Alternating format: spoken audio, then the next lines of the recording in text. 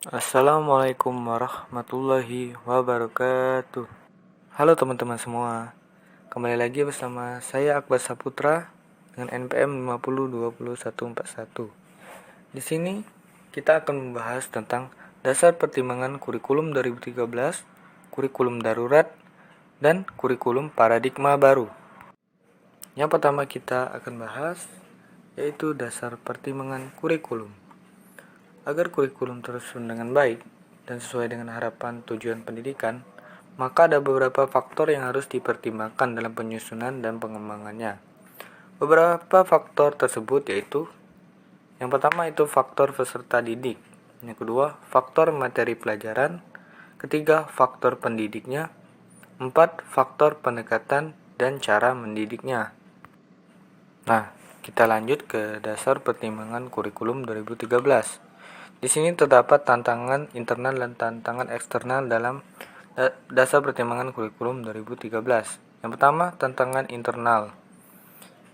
Dalam rangka pemenuhan tuntutan 8 Standar Nasional Pendidikan. Yang kedua, berkembangnya jumlah penduduk. Jika tidak dibarengi dengan kualitas manusia yang berkualitas, akan menjadi beban di pembangunan. Tantangan eksternalnya yaitu adanya perkembangan zaman globalisasi di segala segi, tuntutan kompetensi masa depan baik dari kualitas sikap maupun mental dan sosial, dan persepsi masyarakat tentang kurikulum sebelumnya yang menitikberatkan pada sisi kognitif atau pengetahuan saja. Nah, selanjutnya yaitu radiologis kurikulum 2013.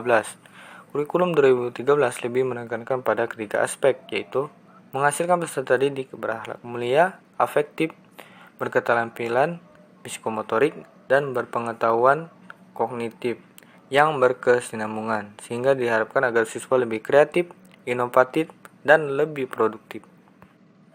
Selanjutnya kita lanjut ke dasar pertimbangan kurikulum darurat. Kurikulum darurat disusun dan dilaksanakan hanya pada masa darurat COVID-19. Penyusunan kurikulum darurat dilakukan dengan cara memodifikasi dan melakukan inovasi pada struktur kurikulum, beban belajar, strategi pembelajaran, penilaian hasil belajar, dan lainnya, sesuai dengan kondisi sekolah. Pada masa darurat COVID-19, seluruh peserta didik tetap mendapatkan layanan pendidikan dan pembelajaran dari sekolah.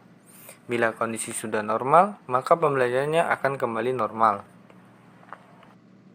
Pertimbangan rencana penerapan kurikulum darurat yang harus menjadi perhatian serius adalah faktor psikologis peserta didik. Pertimbangan terhadap perkembangan peserta didik menjadi sangat penting dalam penerapan kurikulum darurat. Penerapan kurikulum darurat harus sesuai karakter peserta didik, baik dalam penyesuaian penetapan tujuan, materi, dan bahan yang harus disampaikan. Penggunaan model atau media pembelajaran yang akan digunakan dalam proses pembelajaran, serta evaluasi siapa yang harus digunakan. Radiologis kurikulum darurat. Menurut Mendikbud Nadiem Anwar, menjelaskan bahwa kurikulum darurat sebenarnya sudah ditunggu lama oleh guru-guru karena penyederhanaan kompetensi dasar yang mengacu pada kurikulum 2013. Kurikulum darurat ini mengurangi secara dramatis kompetensi dasar setiap mata pelajaran sehingga fokus pada kompetensi esensial dan yang menjadi prasyarat pembelajaran ke tingkat selanjutnya. Yang terakhir kita akan membahas yaitu dasar pertimbangan kurikulum paradigma baru. Kemendikbud mengembangkan kurikulum prototipe sebagai kelanjutan arah pengembangan kurikulum sebelumnya, yaitu berorientasi pada holistik, berbasis kompetensi dan kontekstualisasi dan personalisasi. Seperti yang kita ketahui bersama, pandemi COVID-19 telah mengakibatkan terjadinya learning loss pada peserta didik. Dengan kata lain, telah terjadi kemunduran pada proses akademik peserta didik. Radiologis kurikulum paradigma baru. Kurikulum paradigma baru atau prototipe ini merupakan kurikulum berbasis kompetensi untuk mendukung pemulihan pembelajaran dengan menerapkan pembelajaran berbasis project atau project based learning.